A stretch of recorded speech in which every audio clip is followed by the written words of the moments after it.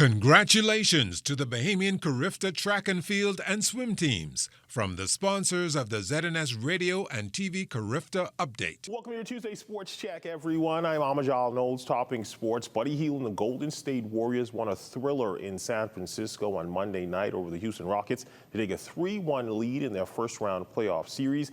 The Dubs would prevail with a 109-106 victory. For Buddy Buckets, he would have another solid performance in his first career playoff start.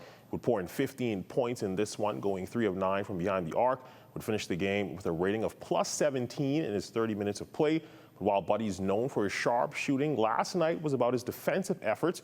And giving him praise for his play on that end would be Warriors head coach Steve Kerr. I'm going to utter some words that have never been spoken before by anybody on earth. Buddy Hield, you set the tone defensively. I'm going to say it again, though, before the end of the playoffs. But you can guard, and you did that tonight. Hell of a job. We know there's a lot of work left, but it's right where we want to be because you guys are competing. One turnover in the second half. That's the whole key. Right? We just had that one stretch in the second quarter. It gave them life, but if we can take care of the ball throughout the game, just keep getting shots on goal. And we're going to figure some things out, too, based on, we know they're going to play Adams and Shengun a lot next game. We got the tape. We'll figure some things out about how to handle that, but hell of a job.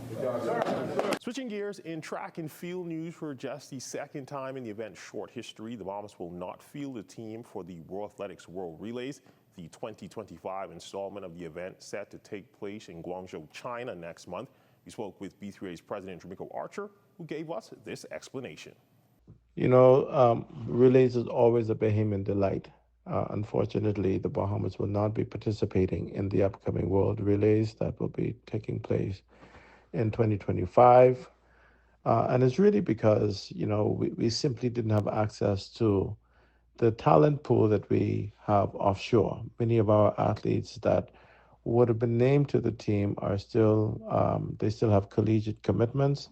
We are learning that there are some who are on the injury list.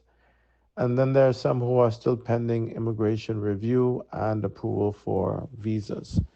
So when you look at the full circumstances, we realize that we simply wouldn't have a competitive team sufficient enough to compete at that level. And so we'll wait for the World Championships and any event that leads up to it to see if we can qualify our relay teams. And we're positive that Team Bahamas will have a strong showing in Tokyo this year, but we will not be contesting a team at the World Relays this year. And the Carifta track and swimming team set to visit the House of Assembly tomorrow morning after their stellar performances in Trinidad and Tobago this past Easter weekend. Of course, the track team finishing with 37 total medals, including 60 in gold, the second most for the Bahamas in the history of the Games. And of course, Bahamas Aquatics winning an unprecedented 7th straight Carifta swimming title. The public is encouraged to come out and support the athletes while wearing the colors of the flag. And it's not necessarily a new sport, but it's one in its infancy stages here in the Bahamas. And for a group of local enthusiasts, they're hoping to get it implemented in our school system sooner rather than later. Our Charles Fisher giving us the rest of the details in this report. A handful of physical education instructors, mostly from the primary school, taking part in the week-long course being conducted by instructors from the International Handball Federation at the Kendall Isaacs Gym. President of the newly formed Bahamas Handball Federation, Wellington Miller, on how this came about. Handball is a new sport in the Bahamas, and we wrote the International Handball Association asking them for a course because we want to start it in the school, from primary to high school, primary to junior to high school, and this is what we are getting here this week from now until Friday. From Andros, Exuma, hopefully one from Grand Bahama coming to be a part of it. So it's going to grow. I think the root part of it is getting it into school. Once we get it there, it's good to go. Most of the attention on the primary level. Primary level is what's going to cause it to grow, because as they move into junior high school to take it up there, high school to take it up there, we have junior high school and high school coaches here. And we ask them too, all of those other players who on various teams who can't make the cut of the team, come on and join handball and be a part of history. The first 2 days of the clinic is theory and the next 3 will be practical.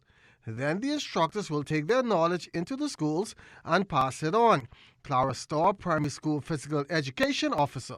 I see it as a good sport to integrate. It's an Olympic sport, and I think it gives our students more opportunity to advance in the athletic arena.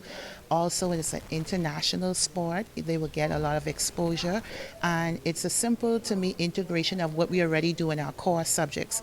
Once again, the course will wrap up on Friday at the Kendall Isaacs Gym. For ZNS Total Sports, I'm Charles Fisher. That's one look at your sports on this Tuesday. A check on weather when we return. Congratulations to the Bahamian Carifta track and field and swim teams from the sponsors of the ZNS Radio and TV Carifta Update.